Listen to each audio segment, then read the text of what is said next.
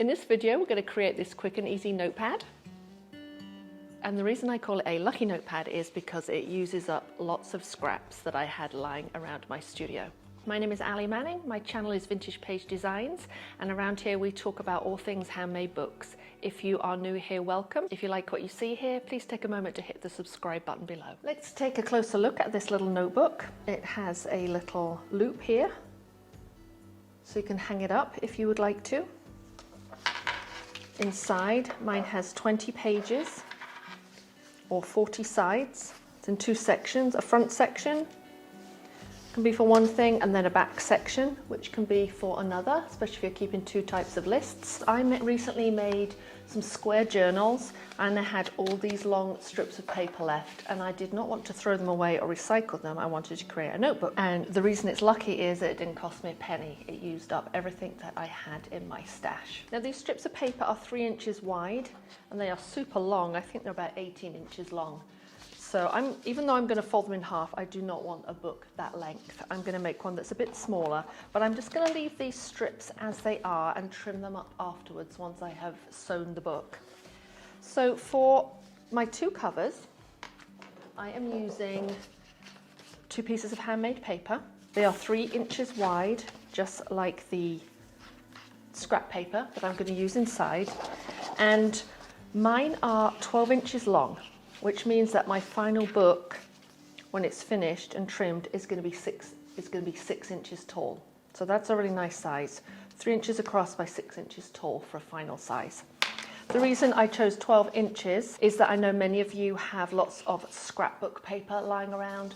So scrapbook paper, double-sided or single-sided, would be a great choice for this. I am using some handmade paper, which is a similar weight to heavy scrapbook paper, and I'll leave a link down below where you can find this. I'm going to take 5 strips. I'm going to gently fold the strips in half, just very gently, like that, just a little crease. I've got my 2 covers, so I'm going to fold one, again very gently in half, and slip it inside there. I'm going to fold another one, the second cover, very gently in half, and slot it in there. So I've got this little stack, and now I'm going to take another 5 strips. You can do more or less, depending on what thickness book you would like. Very gently, just folding them in half. I'm not bone folding them. I'm stacking them up, 5 pages at the back, gently folded, 2 covers in the middle, and then another 5 pages folded. Then I'm going to get 2 binder clips. You can use paper clips if you want, or whatever kind of clips you have hanging around, and clip them together, one on either side of the fold. You can take a piece of cardboard, an old Amazon box. I'm just using some kids foam. I'm going to take an awl to punch some holes. If you don't have an awl, you could use a needle on its own or stuck into a cork.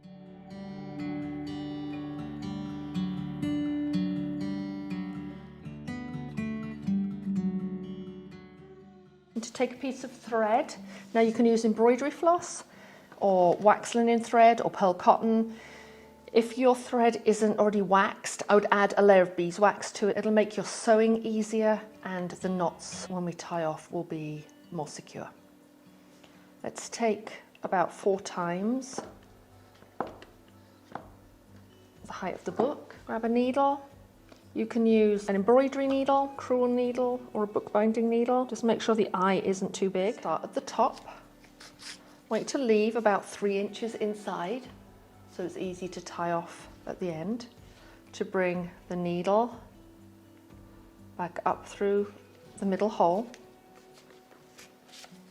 And that's going to be easier if you leave these clips in place. Those holes won't shift through the last hole.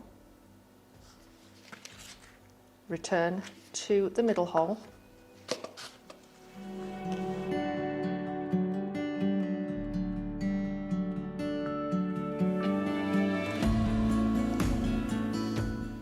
Leave the needle on. Don't trim this, don't trim this. I want you to remove the 2 binder clips Here's the book we just sewed. It's long and skinny. What I want you to do is open it up to the middle where you have these two cover pieces. Open it up so one is on the left, one is on the right. Now we can use our bone folder and press really firmly. One side, flip this piece under, turn the notebook over and press really firmly on the other side with your bone folder. So it springs open a bit now, but once we press it, it'll lie flat, hopefully. So you can see, let's just open it back up. How we sewed. Here's the sewing, and it's almost like a butterfly. Look, you just close in the wings of the butterfly. Let's deal with this loose thread and needle. What I'm going to do is bring the needle through that center hole to the outside of the book.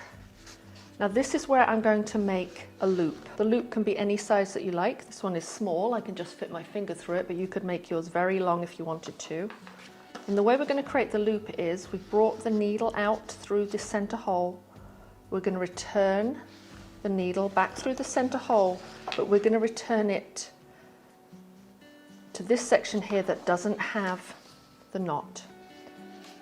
But before we do that, if you want to add a bead, or 2 or 3 or anything you like, now is the time to do it.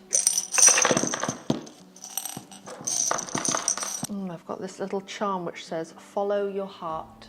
I think we'll use that. If your needle doesn't fit through the bead or the charm, you may have to unthread your needle and then put it back on, but luckily mine does. And then I'm going to bring my needle back inside and decide how long I want my loop on the outside to be. So let's go back inside to the section without a knot. Now I only want a small little loop here, or I could have no loop at all. I could bring it all the way through and just have the charm. I'm going to have just a small loop, just enough for my middle finger. Open this up and then tie off inside. Careful not to pull too hard, otherwise you'll close that loop. So just slide your needle under the long stitch, bring it back through and pull tightly. Just do that twice.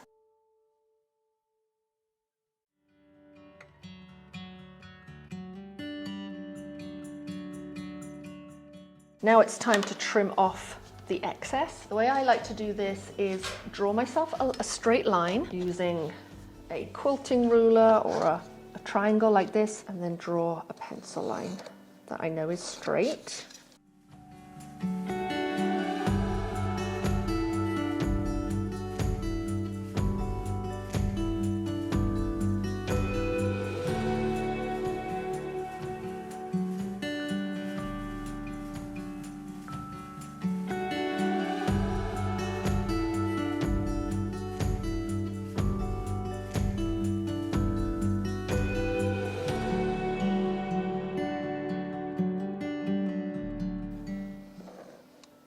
And no cut fingers, which is always a plus. So here's my notebook. It looks a little plain like this, but you certainly could leave it like that if you wanted to.